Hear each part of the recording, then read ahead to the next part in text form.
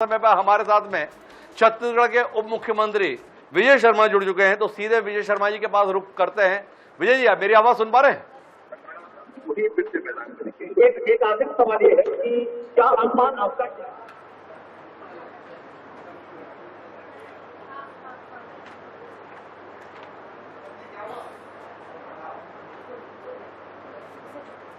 जी विजय जी, आप मेरी आवाज सुन पा रहे हैं? हाँ जी, मैं सुन रहा हूं। जी विजय, प्रारंभिक रुझान है उसमें हमारे पास 360 सीटों का रुझान है। 360 में 230 पर एनडीए और इंडिया गठबंधन 120 सीटों पर। आपकी पहली प्रतिक्रिया?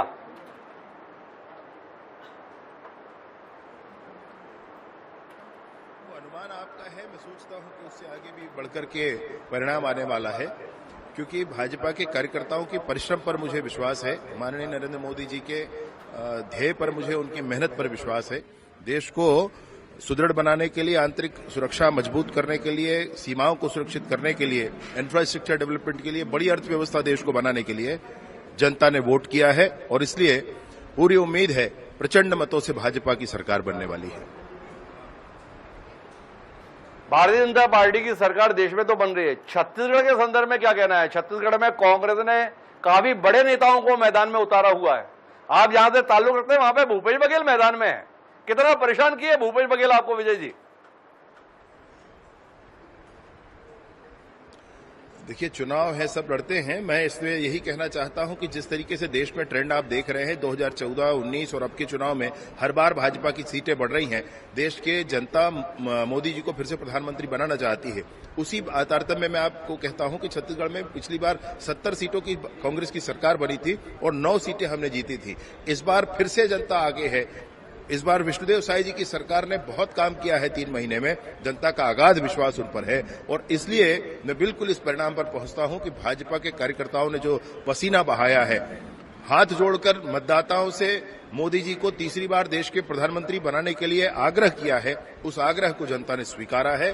जनता का आशीर्वाद मिला है। 11 की 11 सीटें हम छत्तीसगढ़ में जीतेंगे।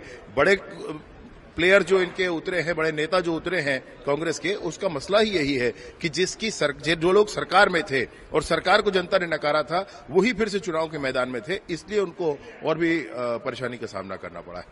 अगर आपकी जीत की इतनी प्रबल संभावना थी तो ये मतपेटियां वेटियां क्यों बदल दी, जो वोटिंग मशीन वगैरह? ये भूपेश बघेल जी सुबह सुबह टुटकी है विजय जी, आपने देखा होगा।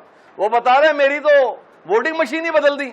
ऐसा आप लोगों ने क्यों किया भाई? अरे मेरी बात सुनिए साहब। मतलब इस तरह की बातें ये करना जिम्मेवार नेता के लिए तो अच्छी बात नहीं है।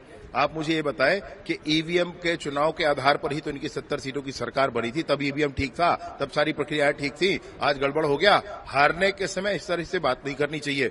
एक बूथ का परिणाम, एक बूथ की बात वो कर रहे हैं। एक बूथ पर परिणाम आ जाएगा लोकसभा का और उस पर निर्णय होगा। कोई ह्यूमन एरर हो सकता है, एक बार देखना समझना चाहिए। एक बूथ पर परिणाम आ जाएगा।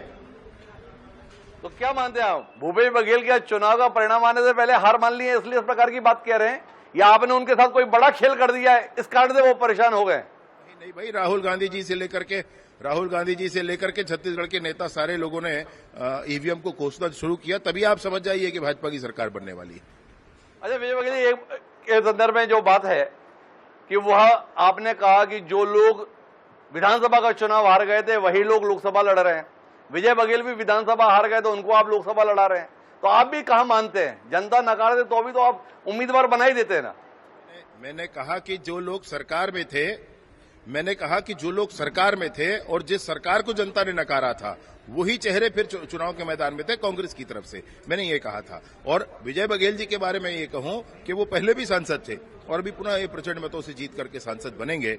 जो मैंने कहा था वो ये था कि जो लोग सरकार में थे, जिनको जनता ने नकारा था जिस सरकार को, वही फिर से कांग्रेस की तरफ से चुनाव में आए थे। ऐसा मसला था। तो आपने नांदगांव को तो काफी मेहनत की थी, बाद में जांजगीर में भी आप बहुत पसीना बहाए।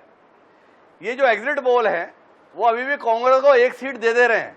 वो एक सीट कौन सी है विजय शर्मा जी जिसमें आपको दुखी है कि गड़बड़ तो नहीं हो जाएगा? अभी थोड़ी देर में वो सीट भी ठीक हो जाएगा। ऐसे क्षेत्रों का परिणाम निकलना बाकी है जहां से भाजपा की बढ़त आने वाली है।